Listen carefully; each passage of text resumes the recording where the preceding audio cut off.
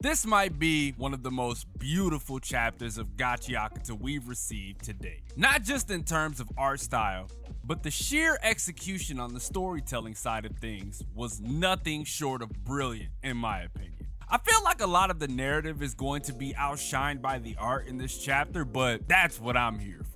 Did anyone else go back to the Origins chapter after reading this? That chapter in of itself prepped us for what occurred today, because not only was it a reflection of himself, but the power within the box also saw itself within RUDO. And something tells me that Kuro was never after what was inside the box, rather, like I said in my previous video, he's done everything here for RUDO. Now, I'm not implying that that's the case, but Kuro is a lot more similar to Recto in a way that makes me feel like those two are connected. Super reach, I know. Now, whether that be in a good way or a bad way, that is for Keirana to decide. But for me, I think it will be a pleasant cherry on top to connect them in some way. Anyway, as y'all know, man, I'm DomoSenpai, and today we will be discussing chapter 104 of Gachiakuta. If you're new to the channel and have yet to subscribe, man, do yourselves a favor and subscribe. We are pushing to hit 10K by the end of summer, so any and all help will be appreciated. Consider following me on Twitter for daily updates on all things DomoSenpai. Things have been going up on that side of things, so if y'all want to reach me, that's where you'll most likely find me. Do I have anything else that I need to add? Oh yeah, Corsair. If y'all are watching this, sup. Now, with all of that out of the way, y'all know we gotta...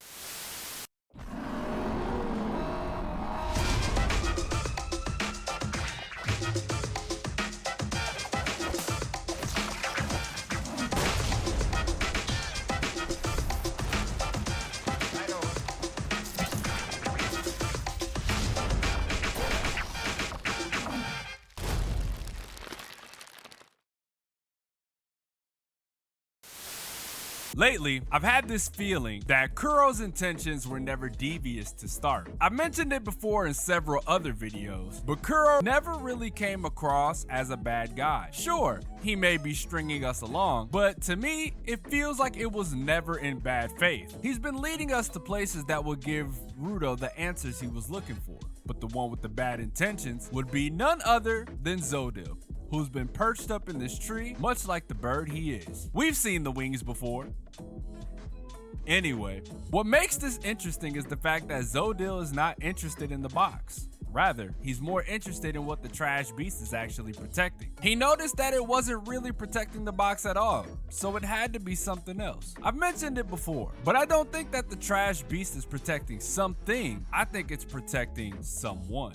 And that someone is more than likely the one who's been making the chokers, the other Watchman series user. And by the way, just to note, Momoa is still nowhere to be found. We haven't gotten a single hint as to where she is. Makes me wonder if this was the moment she was waiting on to steal the information from Kuro. Might have been the reason that Zodil was analyzing the situation for so long, just to see when was the right moment to strike. Now, we get into what truly shocked me the most, and that is the entire box situation. One of the most fascinating things about the box is not the box itself, but what it represented. I know I compared it to Pandora's box in the last video, but it was much simpler than that. As fans, we like to assume there's so much more to the series than we think, that we sometimes forget what the series was about in general, and this was one of those moments. We forget that the entire theme of this manga is about the things we cherish and how we care for those things, and the relationships we foster changing the course of our lives. And that is reflected the most in this chapter. Now, before we get to the box, we have to talk about RUDO. I brought up earlier how this chapter took me back to the Origins chapter, which I believe was chapter 15. In that chapter, we found out not only what RUDO's true ability was, but where his feelings for trash came from as well.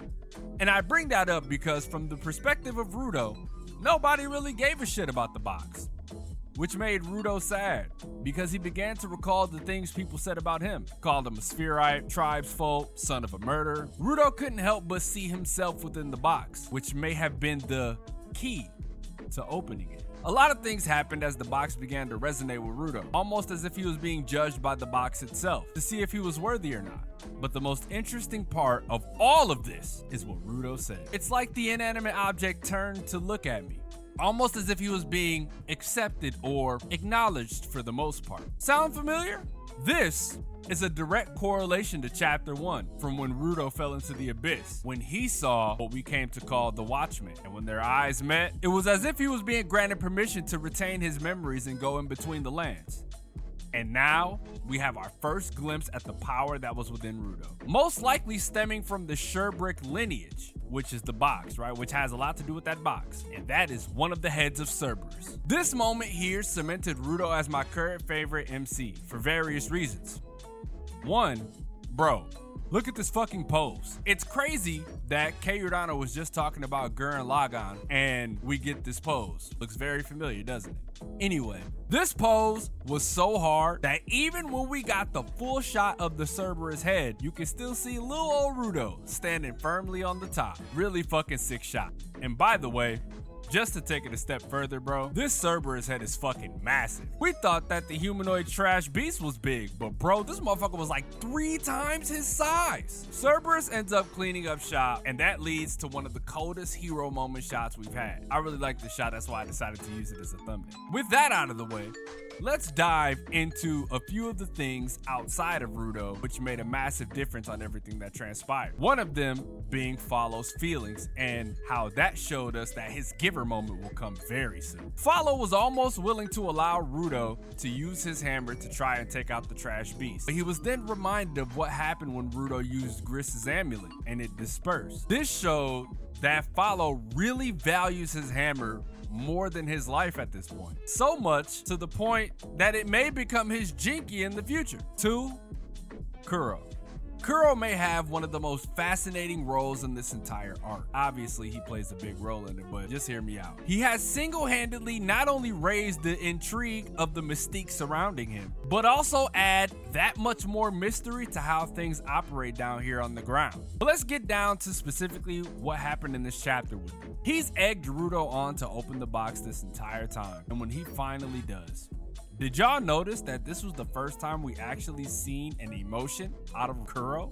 He's usually playing coy, beating around the bush, but this fist, it's almost as if he's watching something he cherished be used, or something that he's never been able to do be done. That may be quite the reach, but nonetheless, it was interesting to me. Also, it looked as if he too was giving energy, because when everyone else was shielding themselves from the light, he was the only one with open arms basking in it. Not sure what this really implies, but I'm certain we will find out in the next chapter.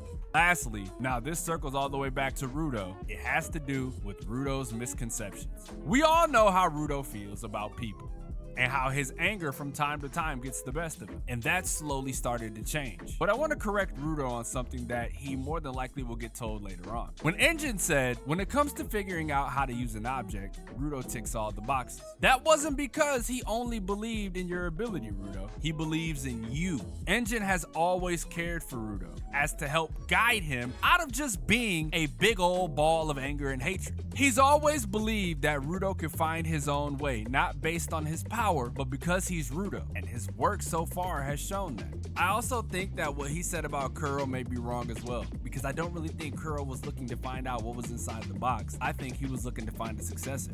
That's a super reach, but I just thought it was an interesting thought to toy with. Anyways, this chapter was fucking sick, bro. It was amazing. I really can't wait to see what transpires in the next one. Will we get more clarification on CERBERUS? Will Kuro still be there when the dust clears? Will Zodil finally strike? There's so much that can happen, and I will be here covering it every step of the way. If there was anything that I missed that you would have liked me to cover, make sure y'all let me know down in the comment section below. Leave a like if you enjoyed, subscribe if you're new. If you're looking for daily updates from your boy, feel free to follow me on Twitter as well. Don't forget that 10K is the goal by the end of the summer. As I always say, things are progressing better than I expected, so why not stay the course and push it to even greater heights? Should be a fun journey, and who better to spend it than with you guys? I'm gonna get out of here and get to editing this video, man. Have a good day, evening, or night, wherever you are. I'm DomoSenpai, and I will catch you guys in the next video.